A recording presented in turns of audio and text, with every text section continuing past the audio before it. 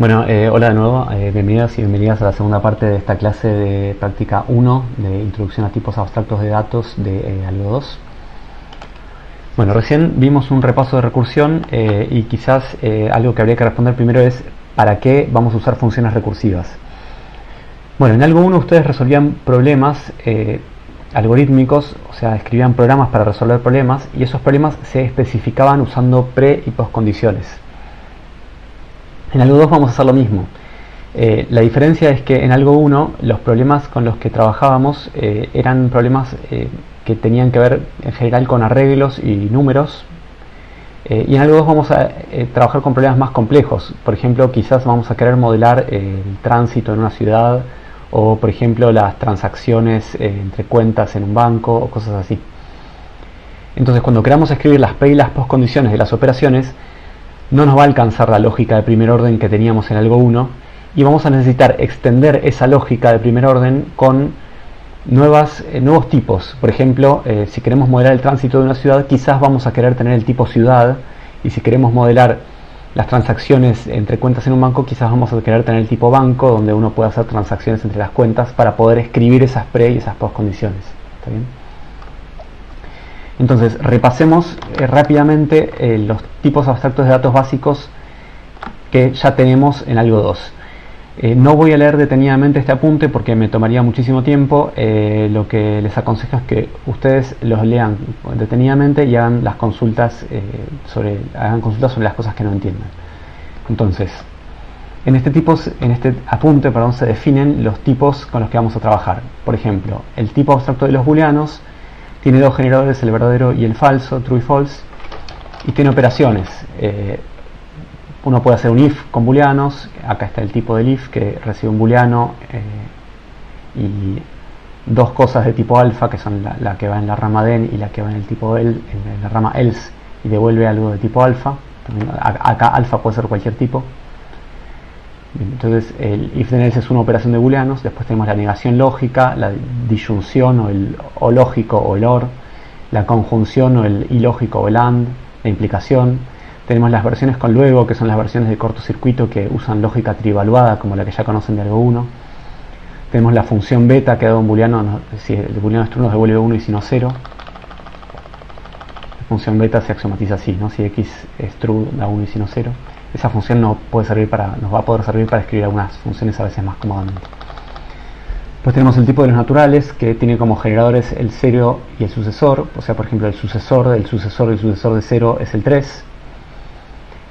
Como observadores podemos mirar si un número es 0 o no, y si un número no es 0 podemos mirar su predecesor, que sería el número ese número menos 1. Y después tenemos otras operaciones aritméticas conocidas como la suma, la resta, el producto, el menor estricto, el menor igual, que el menor estricto, por ejemplo, dos números naturales nos da un booleano. El mínimo entre dos números naturales, el máximo entre dos números naturales. Y cada una de estas operaciones está axiomatizada con estos axiomas que están acá abajo. Después tenemos el tipo de las tuplas, que son como pares ordenados, serían tuplas de 2 elementos, ternas ordenadas serían tuplas de 3 elementos, y en general uno va a tener secuencias de n elementos ordenados, que no tienen por qué ser todos del mismo tipo. Se escriben con estos ángulos así. Por ejemplo, si uno escribe ángulo 1,2,3 ángulo, esa sería una tupla de 3 números naturales. Después tenemos, las tuplas tienen como observadores estas funciones que se llaman a veces funciones proyectoras. La función pi1, por ejemplo, de una tupla me devuelve la primera componente de la tupla, y en general la función pi sub i de una tupla de n elementos nos va a devolver la iésima componente de la tupla. Después tenemos el tipo de las secuencias, que son listas ordenadas de elementos. Sus generadores son la secuencia vacía, que se escribe también así, y el puntito, por ejemplo, 1 puntito 2 puntito vacío sería la lista que tiene al 1 y al 2 en ese orden. Dada una secuencia uno puede mirar si es vacía o no. Si es vacía nos da true y si no nos da false. Prim es la operación que dada una secuencia que no está vacía me devuelve el primer elemento, que llamamos la cabeza de la lista. y fin es la secuencia que nos da la cola de la lista, o sea, todo lo que queda después del primer elemento. Bueno, y tenemos otras operaciones como este circulito que agrega un elemento al final de la lista, la operación esta ampersand que concatena dos secuencias, el último de una secuencia no vacía que nos da justamente el último elemento, el comienzo de una secuencia no vacía que nos da la secuencia de todos los elementos excepto el último, longitud de una secuencia nos da un número natural que dice cuántos elementos tiene, esta es una operación que dado un elemento y una secuencia nos dice si el elemento está o no está en la secuencia, y bueno, de vuelta están acá los axiomas que les recomiendo que lean con detenimiento. Después tenemos el conjunto, que el conjunto se construye o bien como el conjunto vacío, que es un conjunto que no tiene ningún elemento, o agregar un elemento a un conjunto. Un conjunto es parecido a una secuencia, pero en un conjunto no importa el orden de los elementos. Por ejemplo, el conjunto 1, 2, 3 es el mismo que el conjunto 3, 2, 1. En cambio, en una secuencia no pasa eso. Y además en un conjunto no importa la multiplicidad de los elementos. Por ejemplo, si yo agrego el 1 y después agrego el 1 y después agrego el 1, ese conjunto es el mismo que el conjunto que resulta de agregar una sola vez el 1.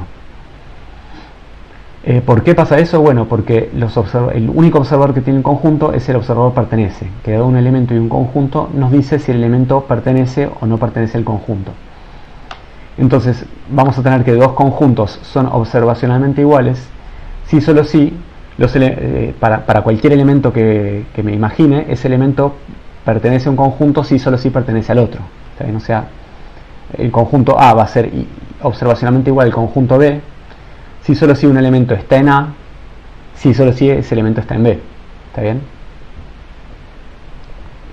Después tenemos otras operaciones sobre conjuntos. Por ejemplo, podemos ver si un conjunto está o no vacío. Podemos mirar el cardinal de un conjunto que nos da un número natural. Podemos a un conjunto sacarle un elemento. Podemos considerar la unión y la intersección de dos conjuntos.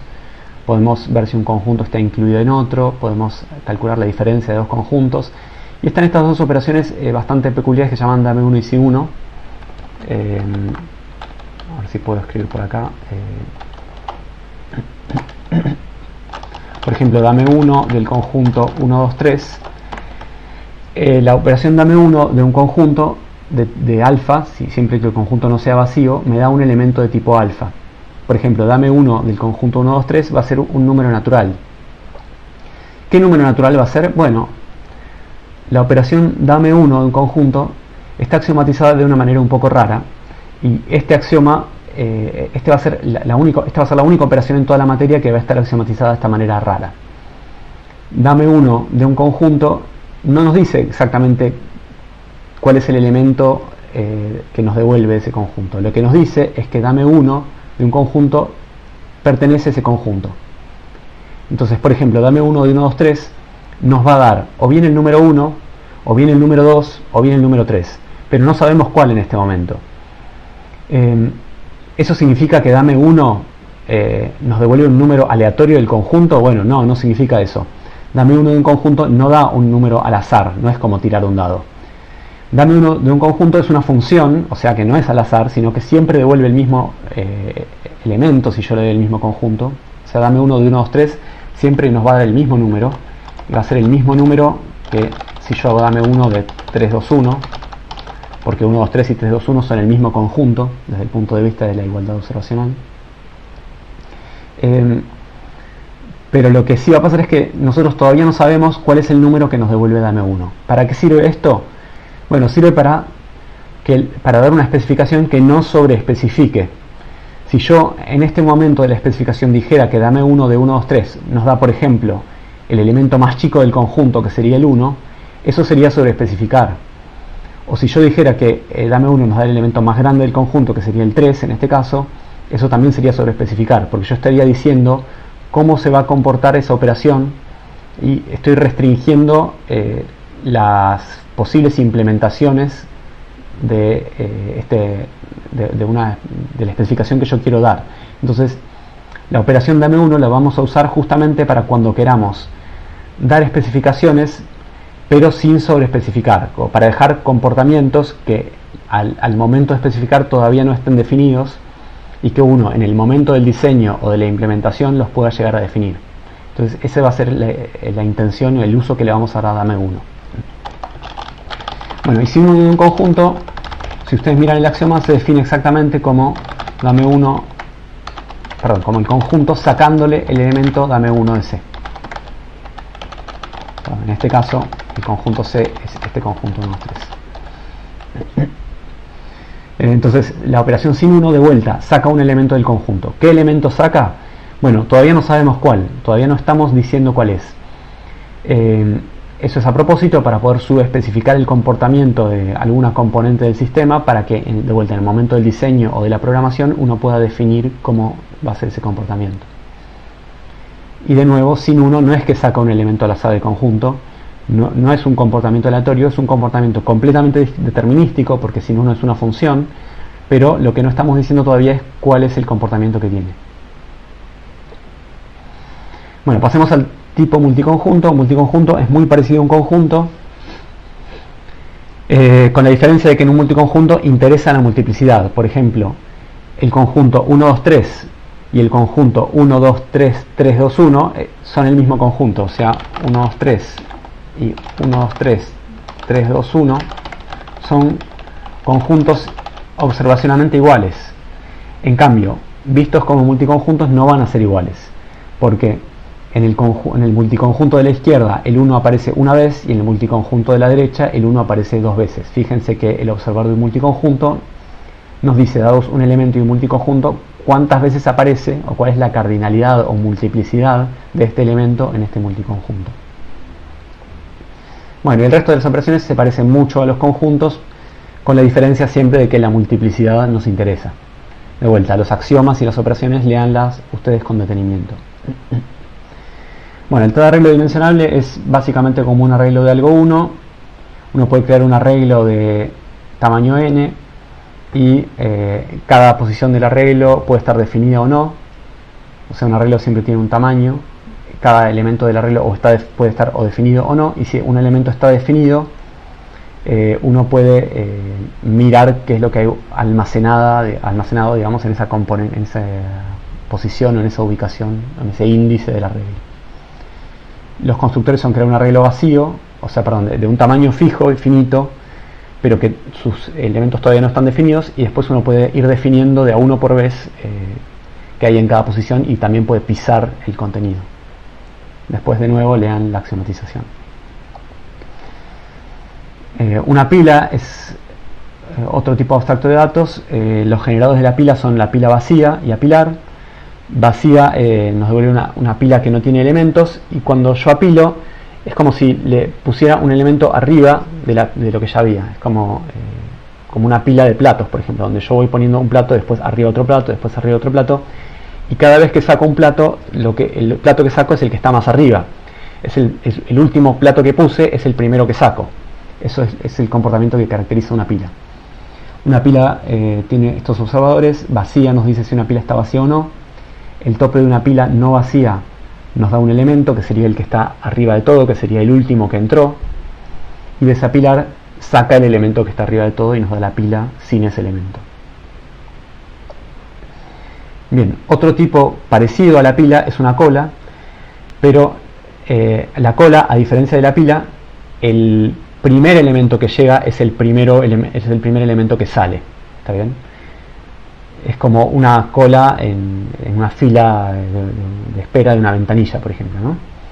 La gente empieza a hacer una fila y la primera persona que llega es la primera que se va, la primera que es atendida. Uno puede crear una cola vacía, puede encolar, o sea, que llegue un nuevo elemento a esa cola. Uno puede preguntar si una cola está vacía o no, y puede mirar cuál es el próximo elemento si una cola no es vacía. El próximo elemento es el último que llegó. Y puede desencolar un elemento, que sería sacar el último elemento que llegó. Bueno, después tenemos el tipo abstracto de datos árbol binario. Para eso vamos a ver un dibujito. Un árbol binario es una estructura que tiene más o menos esta pinta. Estos son ejemplos de árboles binarios. Este árbol binario y este árbol binario son el mismo árbol binario dibujado de manera un poco diferente, pero son el mismo en el fondo. Es un árbol binario que cada uno de estos elementos que tiene el árbol binario se van a llamar nodos. Este árbol binario, en cada nodo tiene un número natural.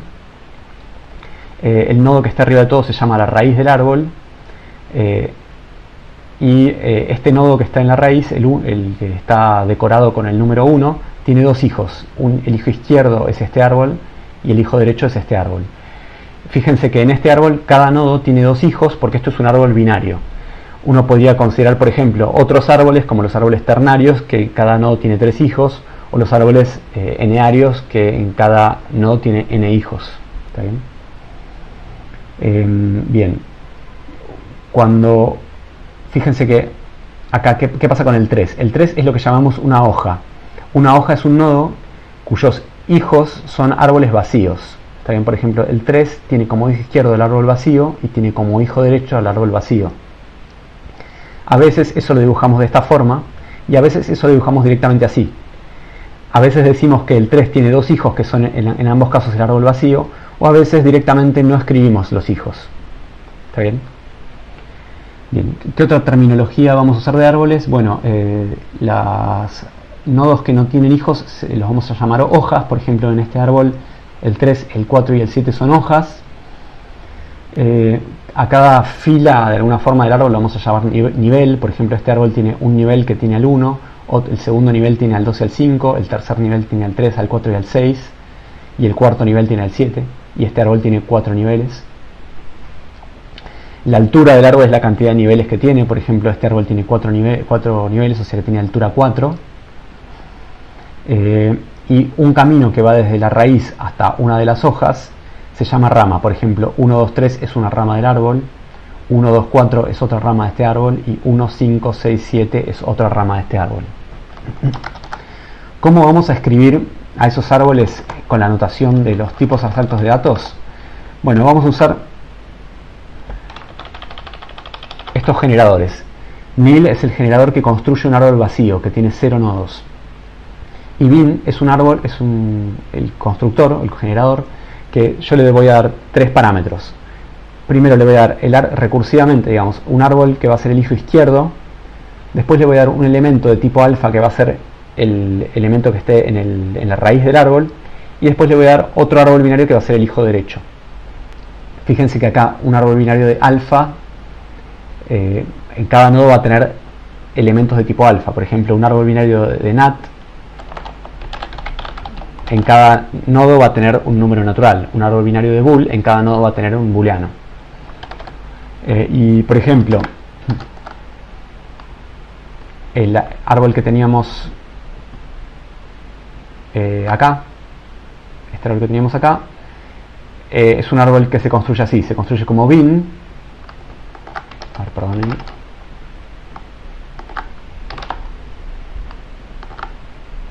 Disculpen. Se construye así, ¿no? Se construye como bin, en la raíz tiene al 1, y este es el hijo izquierdo del árbol y este es el hijo derecho del árbol. El hijo izquierdo del árbol, con la notación de tal, se escribe así, y en dibujo sería este arbolito de acá, este subárbol de acá, que en la raíz tiene al 2, y cuyo hijo izquierdo es el árbol que en la raíz tiene al 3, y el 3 tiene dos hijos que son vacíos, o sea, tiene dos hijos nil. A veces decimos que el 3 no tiene hijos, pero más precisamente lo que podemos decir es que tiene dos hijos que ambos son nil. El hijo derecho de este árbol es este árbol bin nil 4 nil, que sería este árbol de acá, perdón.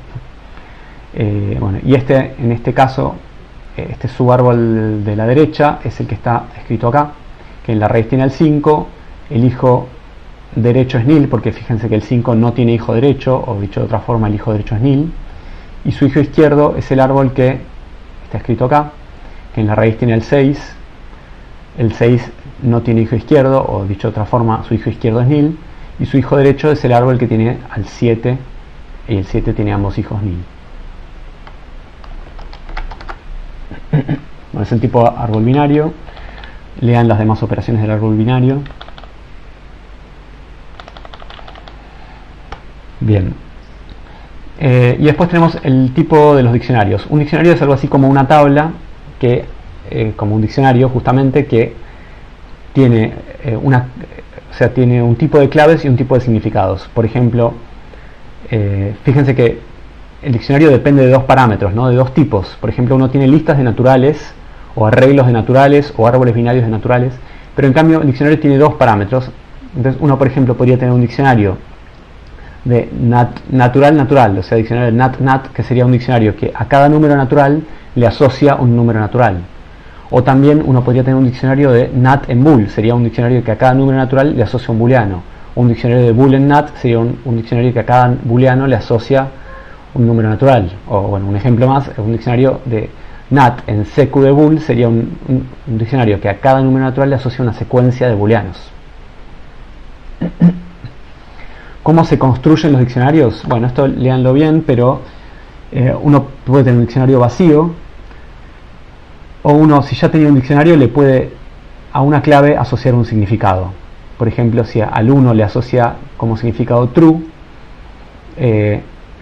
eso sería como una tabla, como que si yo busco al 1 en el diccionario, su significado es true. ¿Está bien?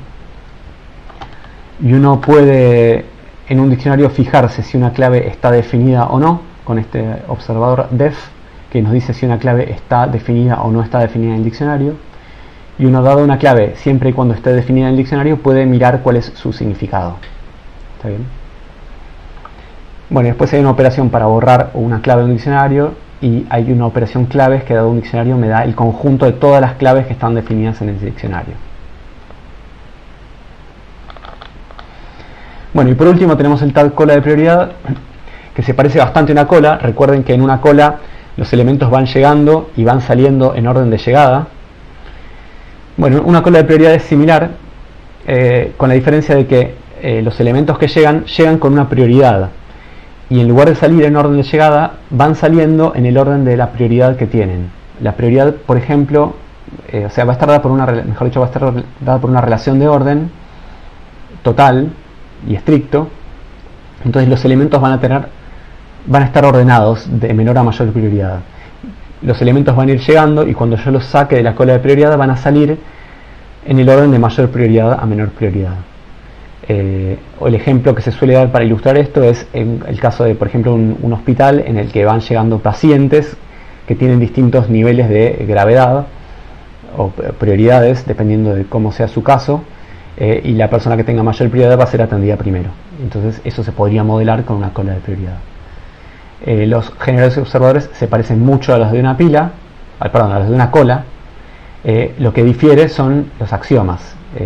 Si leen los axiomas con detenimiento, van a ver que cuando uno mira cuál es el próximo elemento de una cola de prioridad, el próximo elemento siempre va a ser el elemento más prioritario, no el último que llegó, sino entre todos los que llegaron y todavía no se fueron, el que tenga mayor prioridad. Bueno, ese sería el repaso de los tags básicos.